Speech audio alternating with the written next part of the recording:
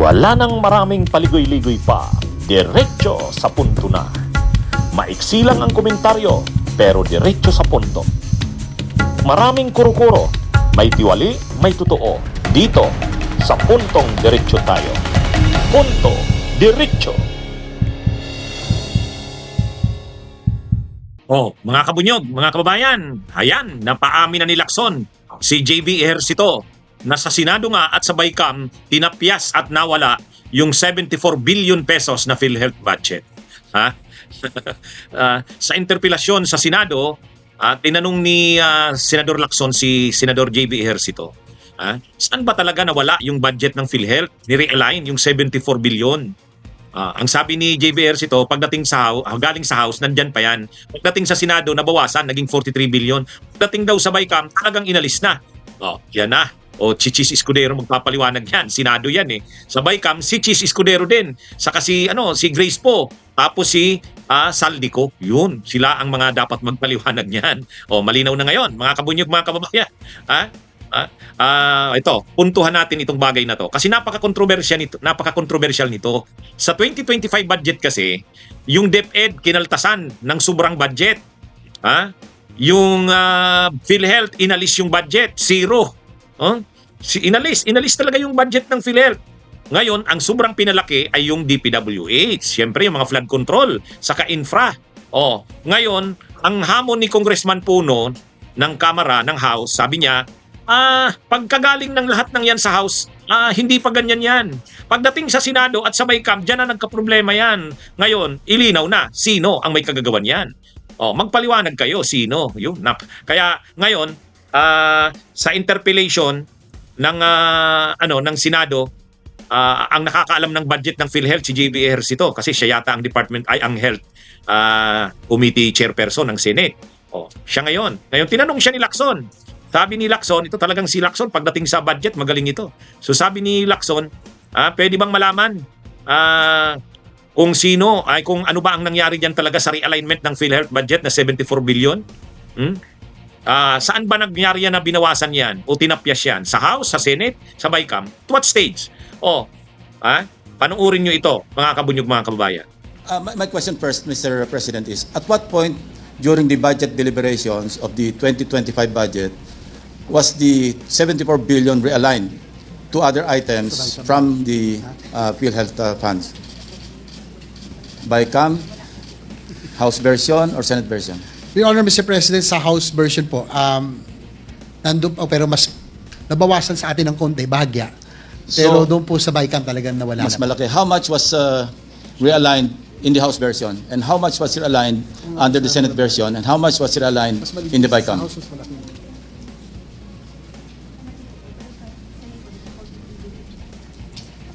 From what I remember, Your Honor, Mr. President, doon sa Senate version, nasa 43 billion pa, no? Ang na-realign? Ang natira. Ang natira? Apo. Out of the 74 billion? Yes, Your Honor, Mr. President. Tapos nung BICAM, doon nga lang po na nawala na talaga. Okay. So, yung GAA is a general law. Correct? That is correct. And sin tax law is a special law. That is correct. And any lawyer will tell you, or any member of Congress will tell you that a general law cannot amend a special law. That is correct, Your Honor, Mr. In President. other words, what the Senate did and what the House did was illegal. Your Honor, Mr. President, that's already nasa subject na ho yun siguro Alam sa ko Supreme po, Court. tinatanong ko lang. Alam ko nasa Supreme Court. And we're just discussing, dapat alam natin, hindi natin pinayagan kasi alam nating the GAA, being a general law, cannot amend a special law, which is the sin tax law. That is correct, Your Honor, Mr. Kasi President. naka-earmark yan under the sin tax law. Tama po. So bakit nakalusot po sa Senate? Yung syntax law at yung sa PCSO, sa PAGCOR, lahat po yun ay naka-earmark dapat talaga. Yun nga ang tanong ko po. Paano nakalusot ito sa House? May mga abogado ron. Sa Senate, may mga abogado. Paano po nakalusot na effectively inamend ng GAA yung special law?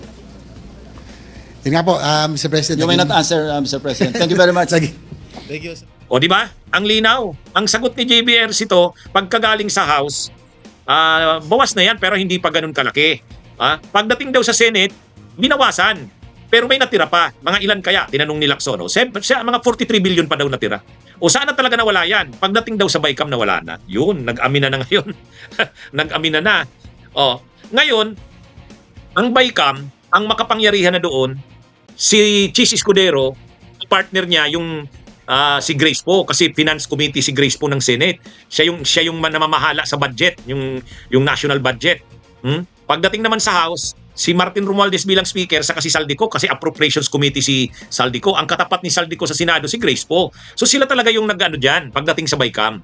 Pero ang sabi ng nila Puno at ng maraming kongresista, hindi na masyadong nakialam diyan si Martin Romualdez. Sila Saldico na daw at saka si Grace Poe at saka si Chis. Ay si Saldico sanggang dikit saka si Chis Escudero. O kaya lumubo ng todo yung budget ng DPWH, yung mga insertions ni Chis na 142.7. Ibig sabihin, alam ni Grace po yun at sinang-ayunan niya. O siyempre si Saldico, ano niya yun? Sanggang dikit niya yan si Chis Escudero, pareho sila niyan. Talagang grabe sila sa mga insertion sa flood control at kaya nga after na lumabas yung kontrobersya na yan, na persang mag-resign si Saldico. Pero si Grace po at saka si Escudero hindi, kasi yung nasentro talaga yung atensyon kay Romualdez. Hindi na lang umimik si Romualdez, hindi na lang. Pero ngayon linalabas na sino ba talaga ang tumapyas. Ngayon inamin na ngayon ni JB Ejercito sa Senado at sa BICAM. At sa BICAM ang makapangyarihan doon sila Saldico, sila Chis Escudero, sila Grace po. Ngayon, ang sabi ni Lacson, di ba illegal yan? Illegal yung ginawa na yan. Bakit illegal? Illegal dahil mayroong mga batas tulad ng syntax law at saka yung sa yung sa PAGCOR na charter at saka yung sa PCSO. Nakalagay diyan na bahagi ng kita galing sa syntax kasi binubuwisan ng mataas yung mga alcoholic beverages, yung mga sigarilyo, yan yung syntax. Galing sa kita diyan sa syntax, portion yan ilalagay sa PhilHealth funds. Automatic yan na approve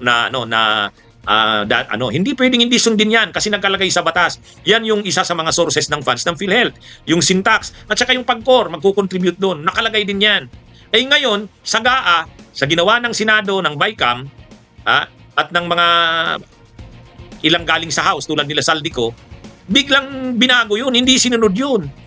Kasi tinanggal mo na yung budget ng PhilHealth Zero na Rene-align mo o bawal yun. Kaya nga sabi ni Ping Lacson, hindi ba illegal yung ginawa na yun? Di ba illegal yun? Ang sabi naman ni JB Ejercito, oo nga po di na paamin si JB Ejercito. Pero nanahimik sila. Alam pala nilang illegal yun pero ginawa pa rin nila. Kaya talagang maraming mananagot yan sa bagay na yan. Tama itong ginagawa ni Ping Lacson. Anyway, so yan mga kabunyog ang ating punto diretso. Bunyog, halikan na kasama ka. Bunyog, kapag buklod ay may pag-asa. Luzon, Visayas, Mindanao, isa ang pananaw. Sa bagong Pilipinas ang bunyog isisigaw. Bunyog, bunyog.